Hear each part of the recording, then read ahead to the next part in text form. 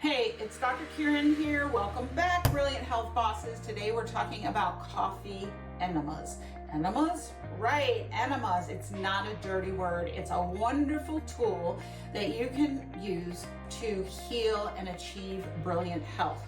It's one of my biggest secrets to how I maintain clear skin and vitality. And people are always asking me, Dr. Kieran, why do you have so much energy? Why is your skin so clear? So this is one of the main reasons. It's one of my secret weapons I'm going to share with you today. So what is an enema? It's a procedure where liquid or gas is instilled into the rectum, the lowest part of the gastrointestinal tract, to instill medicine or healing agents or evacuate the contents. It's not a colonic. A colonic is where fluid or gas is instilled all the way through the entire colon to evacuate it. We're just instilling it into the lowest part. So it's different from a colonic. So why might you want to do this? So you might want to do this if you are in a highly inflammatory state. So if you have an autoimmune condition, you're highly inflammatory. Also, hypertension is an inflammatory condition. Diabetes. If you have any chronic disease, by definition, you are in a chronic inflammatory state. And inflammation is ultimately what makes us sick and kills us. It's kind of like rust on the inside of your body. So you can use it to decrease inflammation, and you can use it to activate detoxification in the body, right? So a lot of times we say we're doing a detox, and we go to the health food store and we get a detox tea and we think we're doing a detox. Wrong, okay? So there are a lot of steps to detox, and one of the main detoxification organs in your body is your liver.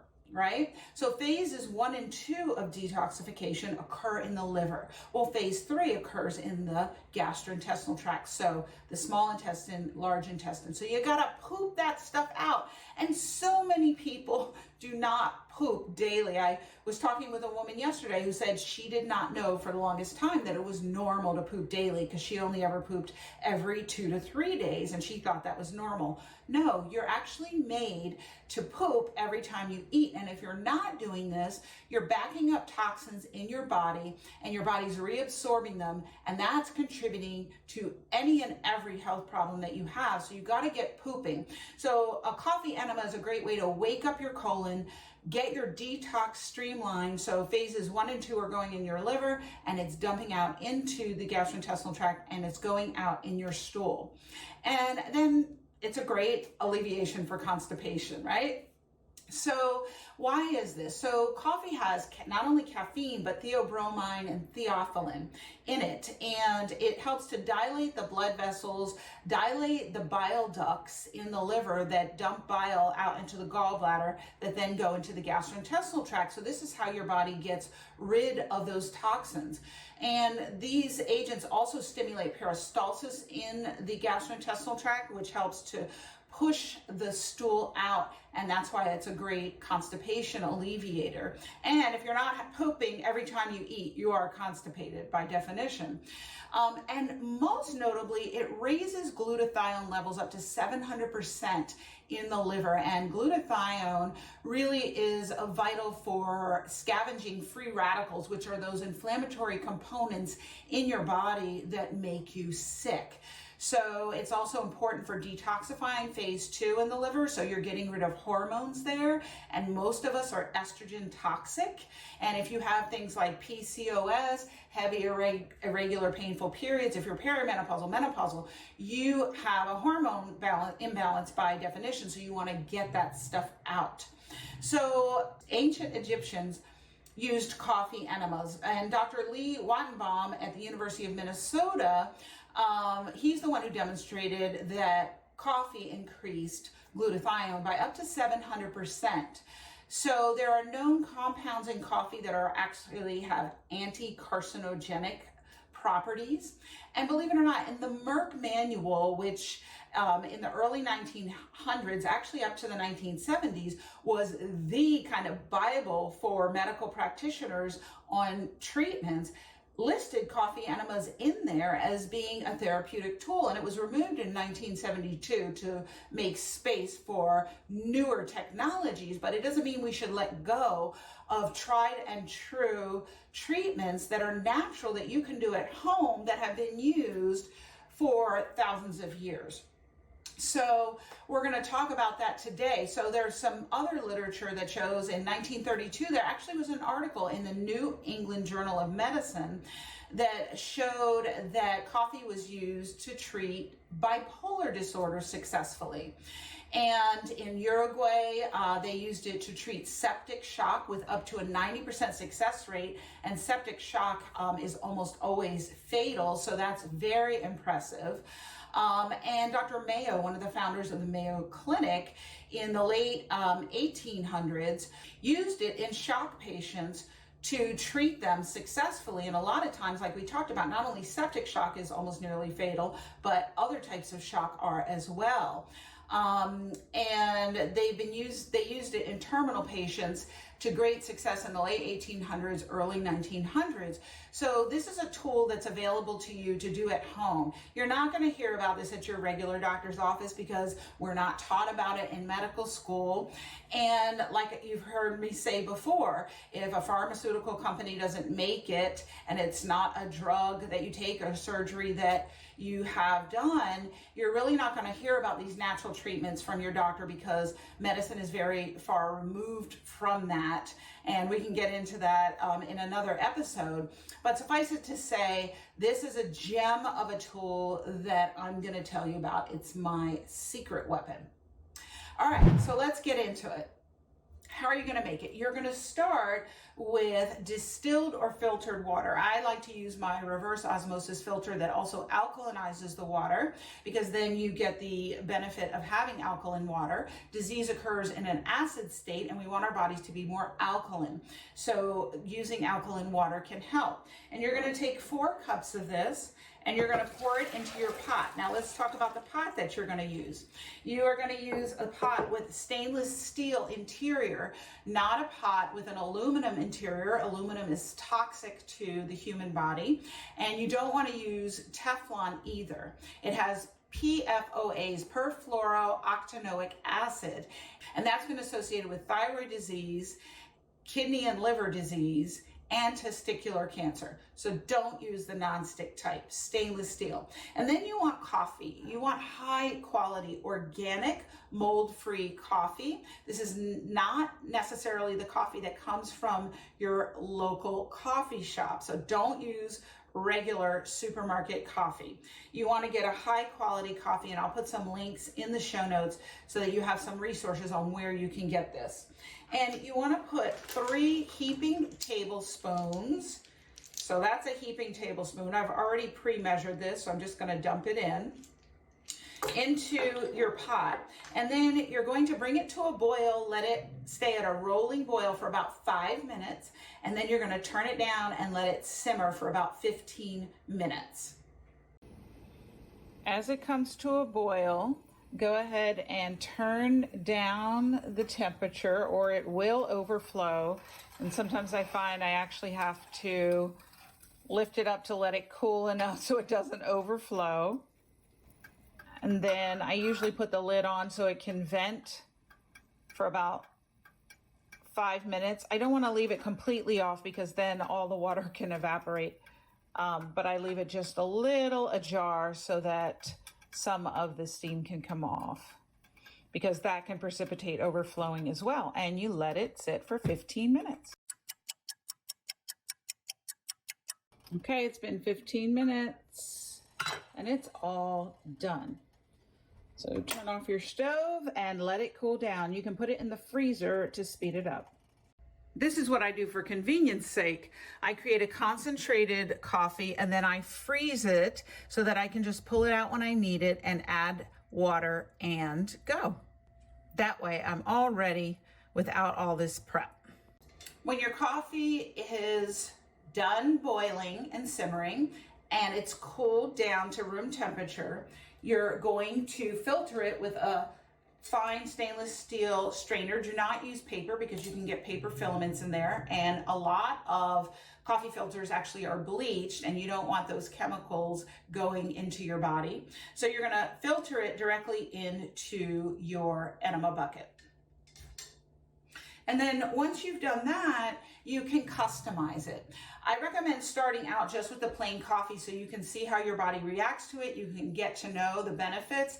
And then you can also decide, are there additives that you want to make? You can do it the Mae West style. She used to add a teaspoon of sea salt and a teaspoon of baking soda to her enemas. She credits coffee enemas as being the secret key to her beauty and vitality and energy and her great health. And this salt will actually replace some of the salts that you lose by doing an enema. And most of us are deficient in minerals, and sea salt, particularly things like Himalayan sea salt, have a large array of trace minerals in them. And then the baking soda can help alkalinize the body as well. If you're using alkaline water, you probably don't need baking soda, but if you're not, maybe you want to add a teaspoon of baking soda. And then some essential oils are very helpful as well. You want to use high quality organic, definitely. Peppermint is great because it helps to soothe the colon and the whole digestive system. You might want to add lavender, and we're talking about maybe 5 or 10 drops. Lavender is anti-inflammatory, antimicrobial. It's also a lymphatic stimulator, and your lymph helps to drain toxins out of your body. Or maybe you want to add lemon oil, which further helps to restore a more basic pH to the body. Just pick which ones you want to use and maybe try one a few times and then really notice what the differences are for you.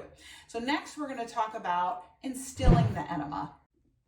One of the first things you want to do is you want to make sure that all the air is removed from your tubing. And you generally want to use a stainless steel bucket. You can also get glass buckets. You can get silicone buckets. And I like a stainless steel. It's inert. It's not going to introduce any other toxins into my body. So you want to make sure that all the air is out of your tubing. There's rubber tubing available and there's silicone tubing. You want silicone because it's more inert. And you kind of have to move it around to get the coffee fully into the tubing and get all of the air out. Then you want to create a pallet for yourself to lay on. I typically take my bath mats and then I put a brown towel. Yes, you want to use a brown towel because coffee does stain if it gets on things, just in case, because you might have a few little accidents when you first start doing this. There's really a learning curve. And then I usually have a pillow and a blanket to keep myself comfortable. And I hang the enema bucket about 18 inches above my body. This is probably a little bit less than 18 inches, but because I can reach it with my right hand, I'm right-handed, I can raise and lower it to my comfort level. And then you want to use some type of lubricant to lubricate the catheter at the end. I like using just organic coconut oil, and you'll want to insert it into your rectum. And you can do this in a child's pose or lay on your left side. You want to lay on your left side because the way the colon starts coming through the rectum, it goes up the left and then across and down the right. You do not want to lay on your right side. You want to lay on your left side because you want to aid the fluid in getting in. And then you can start instilling the coffee, and you can regulate it using the clamp on the tubing. And you can also raise or lower the coffee to increase the pressure or decrease the pressure if it gets too much. Another thing I love about using this stainless steel bucket is it doesn't have a valve that stops liquid from going back in. And this way, if you get uncomfortable, you can release the valve and lower the bucket and actually let the coffee go back into the bucket for a minute so you can regain your comfort level, and then you can start back again. So this really allows you to have maximum control over how fast the coffee goes in, and to alleviate any discomfort that occurs, because it can occur. And then you want to instill it, and you want to lay there for 15 minutes and hold it in for 15 minutes, and then you can evacuate. A lot of times, if you suffer with constipation and your rectum is actually pretty full and your colon's pretty full, you may not be able to hold the coffee. So you'll want to do just a plain filtered water, purified water, distilled water enema first to evacuate the contents of the rectum so that you can actually take in the coffee and hold it. And like I said, if you suffer with constipation, you may have to do that. Or you might need to do a saltwater enema beforehand too, which stimulates peristalsis as well. So that's my method for doing coffee enemas. If you do have discomfort during the procedure, you can do abdominal massage. Using essential oils is nice. It's really a nice time to be with yourself and center. And a lot of times I'll listen to healing music, or I might listen to YouTube videos like this one to make it a time that's really useful. I'm not just wasting 15 minutes. If you're like me, you're always doing 3 things, right? So you can do abdominal massage, kind of clenching and releasing your toes for some reason helps a lot if you're having discomfort. Breathing, deep belly breathing is also helpful. Your colon, like I said, comes up the left, across and down. So massaging in that way kind of helps your body to take in more of the fluid. So I hope you found this video helpful and enjoy your coffee enemas. You now know my #1 secret to great health. There are many, many more, so stay tuned for those in future videos. Thanks so much for joining me.